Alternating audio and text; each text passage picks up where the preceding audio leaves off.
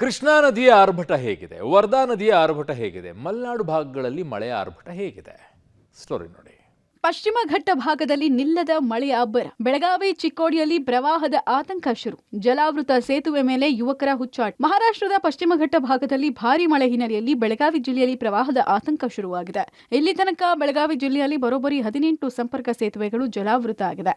ಇಂದು ಒಂದೇ ದಿನ 8 ಸಂಪರ್ಕ ಸೇತುವೆಗಳು ಮುಳುಗಡೆಯಾಗಿದೆ. ಚಿಕ್ಕೋಡಿ ಉಪವಿಭಾಗ ವ್ಯಾಪ್ತಿಯಲ್ಲಿ 12 ಸೇತುವೆಗಳು ಮುಳುಗಿದೆ. ಮೂಡಲಗಿ ತಾಲೂಕಿನಲ್ಲಿ 4 ಮತ್ತು ಖಾನಾಪುರ ತಾಲೂಕಿನ 2 ಸೇತುವೆ ಜಲಾವೃತವಾಗಿದ್ದು 12 ಗ್ರಾಮಗಳು ಸಂಪರ್ಕ ಸಂಪೂರ್ಣವಾಗಿ ಕಟ್ಟಾಗಿದೆ. ಆದರೆ ಅಪಾಯ ಲೆಕ್ಕಿಸದೆ ಜಲಾವೃತ ಸೇತುವೆ ಮೇಲೆ ಜನ ಸಂಚರಿಸ್ತಾ ಇದ್ದಾರೆ. ಬೆಳಗಾವಿ ಜಿಲ್ಲೆ ಖಾನಾಪುರ ಹೊರವಲಯದಲ್ಲಿರುವ ಹಾಲಾತ್ರಿ ಹಳ್ಳ ತುಂಬಿ ಹರಿತಾ ಇದೆ. ಖಾನಾಪುರ ಹೆಮ್ಮಡಗ ಅನಮೋಡ ಸಂಪರ್ಕಿಸುವ ಸೇತುವೆ ಜಲಾವೃತ ಆಗಿದೆ. ಸೇತುವೆ ಮೇಲೆ ನೀರು ರಭಸವಾಗಿ ಹರಿತಾ ಇದ್ದು ಲೆಕ್ಕಿಸದೆ ಯುವಕರು ಥಾರ್ ವಾಹನವನ್ನು ಚಲಾಯಿಸಿದ್ದಾರೆ.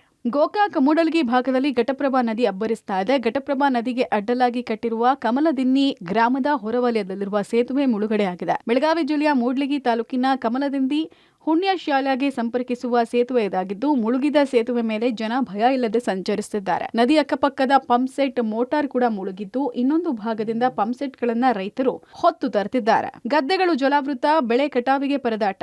ಬಿಟ್ಟು ಬಿಡದೆ ಸುರಿತಾ ಇರುವ ಮಳೆಗೆ ಕಟಾವಿಗೆ ಬಂದ ಗೆಣಸಿನ ಗದ್ದೆಗಳೆಲ್ಲವೂ ಜಲಾವೃತ ಆಗಿದೆ. ಬೆಳಗಾವಿ ತಾಲೂಕಿನ ಎಳ್ಳೂರ ಭಾಗದಲ್ಲಿ ಅತಿ ಹೆಚ್ಚು ರೈತರು ಗೆಣಸು ಬೆಳೀತಾರೆ. ಆದರೆ ಮಳೆಯಿಂದಾಗಿ ಗದ್ದೆಯಲ್ಲಿ 2 ರಿಂದ 3 ಅಡಿ ನೀರು ನಿಂತಿದೆ. ಪರಿಣಾಮ ಗೆಣಸು ಮತ್ತು ಭತ್ತದ ಬೆಳೆ ಜಲಮಯವಾಗಿದೆ.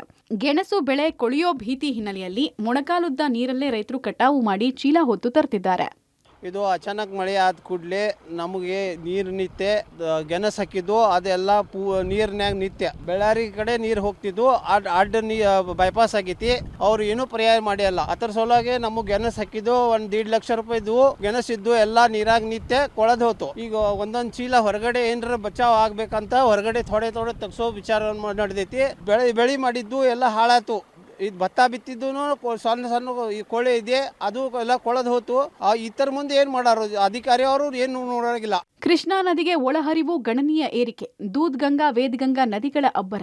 ಮಹಾರಾಷ್ಟ್ರದ ಘಟ್ಟ ಪ್ರದೇಶ ಹಾಗೂ ಬೆಳಗಾವಿ ಜಿಲ್ಲೆಯಲ್ಲಿ ಸುರಿತಾ ಇರುವ ನಿರಂತರ ಮಳೆಯಿಂದ ಕೃಷ್ಣಾ ಹಾಗೂ ಅದರ ಉಪನದಿಗಳ ನೀರಿನ ಒಳಹರಿವಿನಲ್ಲಿ ಗಣನೀಯ ಏರಿಕೆಯಾಗಿದೆ. ಕೃಷ್ಣಾ ನದಿಯ ಒಳಹರಿವು 1 ಲಕ್ಷ ಕ್ಯೂಸೆಕ್ ದಾಟಿದೆ.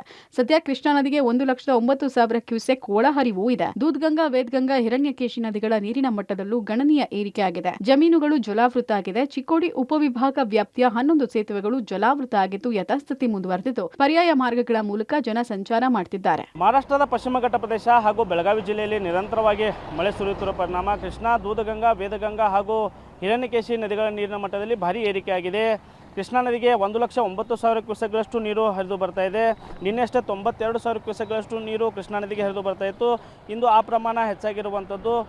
ಹೀಗಾಗಿ ಕ್ಷಣಕ್ಕೂ ಕೂಡ ಕೃಷ್ಣಾ ನದಿ ತೀರದಲ್ಲಿ ಪ್ರವಾಹದ ಭೀತಿ ಎದುರಾಗ್ತಿರುವಂಥದ್ದು. ಕೇವಲ ಮಳೆ ನೀರಿನಿಂದ ಈ ಪ್ರಮಾಣದ ನೀರು ಕೃಷ್ಣಾ ಹಾಗೂ ಅದರ ಉಪನದಿಗಳಿಗೆ ಬರ್ತಾ ಇದೆ.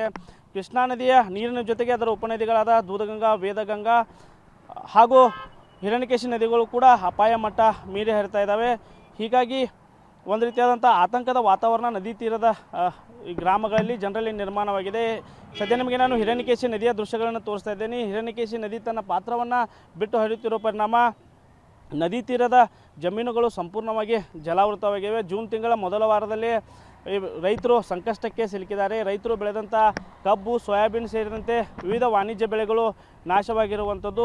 ಬೆಳಗಾವಿ ಜಿಲ್ಲೆಯ ಹುಕ್ಕೇರಿ ತಾಲೂಕಿನ ಹಿರಣ್ಯಕೇಶಿ ನದಿಗೆ ಅಡ್ಡಲಾಗಿರುವ ಮದಮಕ್ಕನಾಳ ಯರನಾಳ ಸೇತುವೆ ಜಲಾವೃತವಾದರೂ ಪ್ರವಾಹದ ಭೀತಿ ನಡುವೆ ಪ್ರಯಾಣಿಕರು ಸಂಚಾರ ಮಾಡ್ತಾ ಇದ್ರು. ಈ ಬಗ್ಗೆ ಪಬ್ಲಿಕ್ ಟಿವಿ ವರದಿ ಪ್ರಸಾರ ಮಾಡಿದ ಬೆನ್ನಲ್ಲೇ ಎಚ್ಚೆತ್ತ ಜಿಲ್ಲಾಡಳಿತ ಮುಳುಗಡೆಯಾದ ಸೇತುವೆ ಮೇಲೆ ಬ್ಯಾರಿಕೇಡ್ ಹಾಕಿ ಸಂಚಾರವನ್ನ ಬಂದ್ ಮಾಡಲಾಯಿತು. ಚಿಕ್ಕಮಗಳೂರಿನಲ್ಲೂ ಮಳೆ ಅವಾಂತರ. ಕೊಪ್ಪದಲ್ಲಿ ಗುಡ್ಡ ಕುಸಿತ. ಮೂಡಿಗೆರೆಯಲ್ಲಿ ಸೇತುವೆ ಮುಳುಗಡೆ. ಮಲೆನಾಡಿನಲ್ಲಿ ಮಳೆ ಅಬ್ಬರ ಜೋರಾಗಿದೆ. ಪರಿಣಾಮ ಚಿಕ್ಕಮಗಳೂರು ಜಿಲ್ಲೆಯ ಕೊಪ್ಪ ತಾಲೂಕಿನ ಹುತ್ತಿನಗದ್ದೆ ಗ್ರಾಮದಲ್ಲಿ ಭಾರಿ ಪ್ರಮಾಣದಲ್ಲಿ ಗುಡ್ಡ ಕುಸಿತ ಆಗಿದೆ. ಇದರಿಂದ ಸಚಿನ್ ಅನ್ನೋರ ಮನೆ ಕುಸಿತ ಇದ್ದು ಆತಂಕದಲ್ಲಿದ್ದಾರೆ. ಮನೆ ಪಕ್ಕದಲ್ಲೇ ಭೂಕುಸಿತವಾಗ್ತಾ ಇದ್ದು ಮತ್ತಷ್ಟು ಕುಸಿದ್ರೆ ಮನೆಯೇ ಕೊಚ್ಚಿ ಹೋಗುವ ಸಾಧ್ಯತೆ ಇದೆ. ವಿಷಯ ತಿಳಿಸಿದ್ರೂ ಸ್ಥಳಕ್ಕೆ ಬಾರದ ಅಧಿಕಾರಿಗಳ ವಿರುದ್ಧ ಮನೆಯವರ ಆಕ್ರೋಶ ಹೊರ ಹಾಕಿದ್ದಾರೆ. ಇನ್ನು ಮೂಡಿಗೆರೆ ತಾಲೂಕಿನ ಬೈದೂನಹಳ್ಳಿ ಗ್ರಾಮದಲ್ಲಿ ಸೇತುವೆ ಮುಳುಗಡೆ ಆಗಿದೆ. ಹೇಮಾವತಿ ನದಿ ಮೈದುಂಬಿ ಹರಿತಾ ಇದ್ದು ಮೂಡಿಗೆರೆ ತಾಲೂಕಿನ ಹೆಸಗೋಡುವಿನಲ್ಲಿ ಕಾಫಿ ತೋಟ ಜಲಾವೃತ ಆಗಿದೆ. ಅಲ್ಲದೆ ನದಿ ಪಾತ್ರದ ಕೆಸವಳು ಕೂಡಿಗೆ ಸಂಗಮ ಕೂಡ ಭರ್ತಿಯಾಗಿದೆ.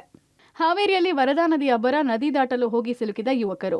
ಮಲೆನಾಡು ಭಾಗದಲ್ಲಿ ನಿರಂತರ ಮಳೆಯಿಂದಾಗಿ ಹಾವೇರಿ ಜಿಲ್ಲೆಯಲ್ಲಿ ವರದಾ ನದಿ ತುಂಬಿ ಹರಿತಾ ಇದೆ. ವರದಾ ನದಿ ದಾಟೋದಕ್ಕೆ ಹೋಗಿ ನಡು ನೀರಿನಲ್ಲಿ ಇಬ್ಬರು ಯುವಕರು ಸಿಕ್ಕಾಕೊಂಡ್ರು. ಹಾವೇರಿಯಿಂದ ಕಳಸೂರು ಗ್ರಾಮಕ್ಕೆ ಸಂಪರ್ಕ ಕಲ್ಪಿಸುವಂತಹ ಬ್ರಿಡ್ಜ್ ಕಮ್ ಬ್ಯಾರೇಜ್ ಮೇಲೆ ನೀರು ಹರಿತಾ ಇದೆ. ತುಂಬಿ ಹರಿತಾ ಇರುವ ವರದಾ ನದಿ ನೀರಲ್ಲೇ ಬ್ರಿಡ್ಜ್ ದಾಟೋಕೆ ಹೋಗಿದ್ದ ಯುವಕರು ಸಿಕ್ಕಾಕೊಂಡ್ರು. ಕೆಲ ಹೊತ್ತು ಪರದಾಡಿದ ಯುವಕರು ಆತಂಕದಲ್ಲೇ ಬ್ರಿಡ್ಜ್ ದಾಟಿ ಜೀವ ಉಳಿಸಿಕೊಂಡಿದ್ದಾರೆ. ಚಿತ್ರದುರ್ಗದಲ್ಲಿ ಮಳೆ ಅವಾಂತರ, ಹಳ್ಳದ ನೀರಿಗೆ ಕೊಚ್ಚಿ ಹೋದ ರಸ್ತೆ. ಚಿತ್ರದುರ್ಗದಲ್ಲಿ ಮಳೆ ಅವಾಂತರ ಜೋರಾಗಿದೆ. ಚಳ್ಳಕೆರೆ ತಾಲೂಕಿನ ಬೋಗನಹಳ್ಳಿ ಬಳಿ ಹಳ್ಳದ ನೀರಿಗೆ ಕೊಚ್ಚಿ ಹೋದ ಸಬಕಲು ರಸ್ತೆಯಲ್ಲಿ ವಾಹನ ಸವಾರರು ಪ್ರಾಣ ಭಯದಲ್ಲೇ ಸಂಚಾರ ಮಾಡುವಂತಾಗಿದೆ. ಕಳೆದ 1 ತಿಂಗಳಿಂದ ನಿರಂತರವಾಗಿ ಸುರಿದ ಮಳೆಯಿಂದಾಗಿ ಹಳ್ಳದ ನೀರು ರಭಸವಾಗಿ ಹರಿದ ಪರಿಣಾಮ ರಸ್ತೆ ಬದಿಯ ಮಣ್ಣು ಹಾಗೂ ರಸ್ತೆ ಕೊಚ್ಚಿ ಹೋಗಿದೆ. ಶೀಘ್ರ ರಸ್ತೆ ದುರಸ್ತಿ ಕಾಮಗಾರಿಗೆ ಸ್ಥಳೀಯರು ಆಗ್ರಹಿಸಿದ್ದಾರೆ. ಇನ್ನು ಮಲೆನಾಡಿನಲ್ಲಿ ನಿರಂತರ ಜಿಟಿ ಮಳೆ ಹಿನ್ನೆಲೆಯಲ್ಲಿ ಆಗುಂಬೆಯಲ್ಲಿ ಮನೆ ಮೇಲೆ ಭಾರಿ ಗಾತ್ರದ ಮರ ಬುಡ ಮೇಲಾಗಿದೆ. ಶಿವಮೊಗ್ಗ ಜಿಲ್ಲೆ ತೀರ್ಥಹಳ್ಳಿ ತಾಲೂಕಿನ ಆಗುಂಬೆಯ ಹೊನ್ನೆತಾಳು ಗ್ರಾಮ ಪಂಚಾಯಿತಿಯ ಜಂಗಾರು ಗ್ರಾಮದಲ್ಲಿ ಘಟನೆ ಆಗಿದೆ.